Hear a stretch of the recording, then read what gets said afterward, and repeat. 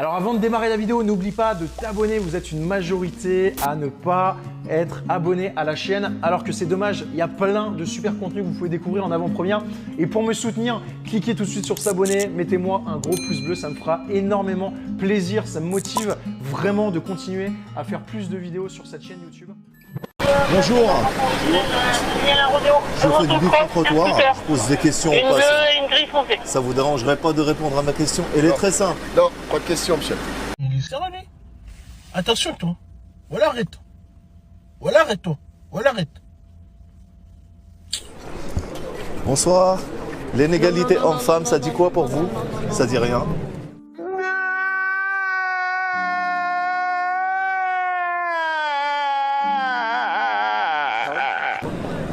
Bonsoir. Bonsoir. L'inégalité homme-femme, ça dit quoi pour vous? De quoi? L'inégalité homme-femme.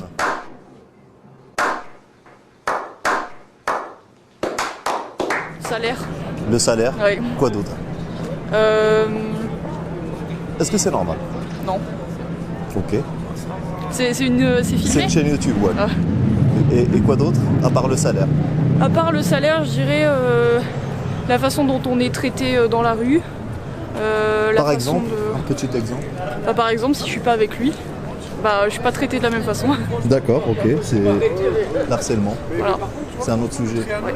Ok. Je dirais aussi la crédibilité. J'ai l'impression que quand on parle, on est moins crédible que quand on est un homme. On n'est pas écouté de la même façon. Ah, vous pensez? Ouais. Ça se sent dans le comportement. D'accord, ok. Les gens ont plus tendance à faire confiance aux hommes qu'aux femmes pour Ok. prendre des décisions, même dans les entreprises. Hein. Au niveau professionnel, Ouais. par exemple. Ouais. Qu'est-ce que ça représente? Bah, je dirais que on met plus de temps à gravir les échelons que quand on est un homme. Quand on est un homme, qu'on prend des décisions fortes, on se dit bah lui il a de la poigne. Alors que quand on est une femme, on va se dire elle, moi à la maison. Même si vous avez du caractère, Ouais. vous avez des compétences, ça change rien. Ouais, non. D'accord. Du moins après, bah faut se battre, hein, mais comme pour tout. Bien Et sûr. vu qu'on est né femme, on a l'habitude de se battre. L'inégalité homme-femme, ça dit quoi pour vous? Vas-y, réponds. Vous pouvez répéter? L'inégalité homme-femme, Oui, ça dit quoi pour vous? bah que c'est pas 2023. Ouais, ça évolue pas énormément. Non, donc, que ça doit pas être en 2023. Déjà le travail, hein, direct. Hein. Ok, et quoi d'autre? Et le salaire, du coup. Surtout. Ouais. Et quoi d'autre? Je sais pas. Hein.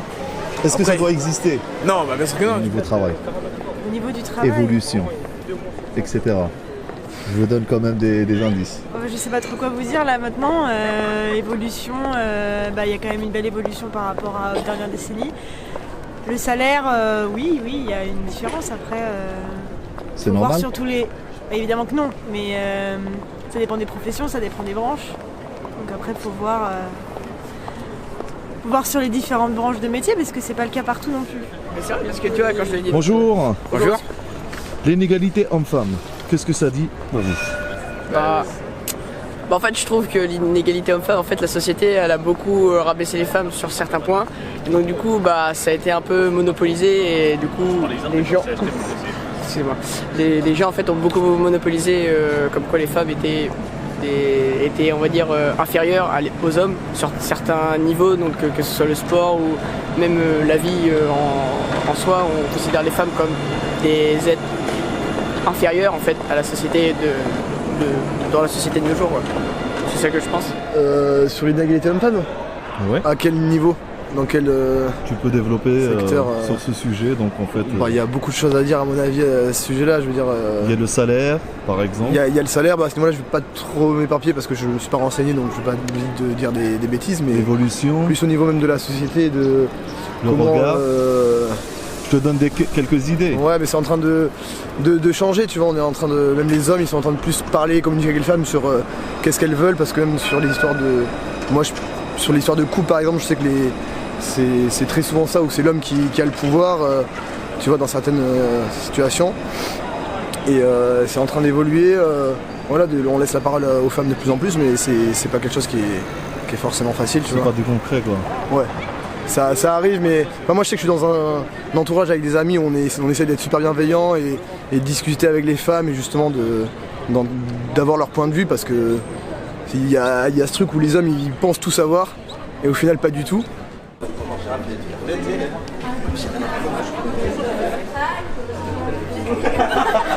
Bonsoir. Bonsoir. Inégalité homme-femme, ça vous dit quoi? Beaucoup de choses. Beaucoup de choses. Comme je vais donner un petit indice. Salaire. Oui. Salaire. Traitement de faveur. Comportement, non, dans le comportement aussi, je pense. Charge mentale. Charge mentale, ouais. Congé. Je sais pas comment. Est-ce que c'est mérité que ça soit une égalité? Bien sûr que non. Alors, on va pas dire ça, non? Non. Même harcèlement de rue, on peut dire aussi. Ouais, harcèlement de rue, ouais, carrément. On peut dire plein de choses. L'égalité des chances au niveau des postes, quoi. Non, je pense que par exemple, si on part en congé maternité, on a très peu de chances de pouvoir évoluer par la suite dans une boîte. Tout ça parce qu'on a été en arrêt assez longtemps, alors que finalement, c'est la vie, quoi. Donc c'est vrai que ça, c'est une pression sociale en permanence d'avoir un enfant. Enfin, ouais, même à l'embauche, je pense, l'égalité des chances à l'embauche, si on voit peut-être deux personnes du même âge, mais justement avec une femme qui a peut-être 25 ans, bah, ils vont peut-être privilégier l'homme parce qu'il est à moins de risque forcément qu'il parte en congé. Il tombe enceinte surtout. Oui, mais qu'il parte en congé. En termes de salaire déjà, dans les entreprises, on dit souvent que quand même les femmes ont un moins bon salaire que les hommes, pourtant elles ont souvent un poste égal. Et du coup ça c'est la première chose qui me vient à l'esprit.